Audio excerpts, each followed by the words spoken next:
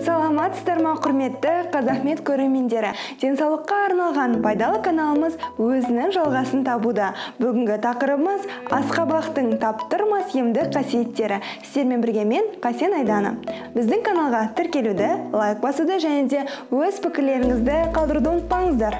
Асқабақтың таптырмас емдік қасиеттері.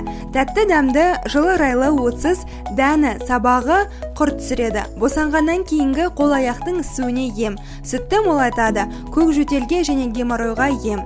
Бірінші емдік қасиеті сазан құрт түсіруге шиқа асқабақты ересектерге 500 грамм, балаларға 350 грамм жегізеді.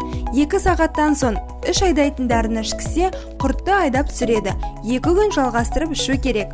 Екінші емдік қасиеті өкпеге қарадақтар шыққанда асқабақ 500 грамм, сиыр етінен 250 грамм суға пісіріп тамақ орнына жейді.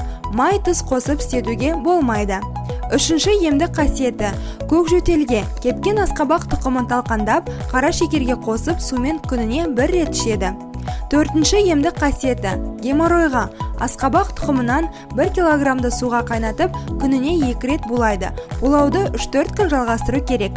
Бесінші емдік қасиеті балалардың жұтқыншағы қабынғанда мәлім мөлшерде асқабақ дәнін наватқа қосып, күніне 16 граммнан ішкізеді. Алтыншы емдік қасиеті босанғаннан кейінгі сүтаздыққа әр ретте асқабақ қабығынан 150 грамм және ашылған асқабақ дәнінен 150 граммды талқандап, дәкеге орап, қайнаған сумен таңертең кеште аш қарында ішеді. 3-5 күн іште жақсы өнім береді.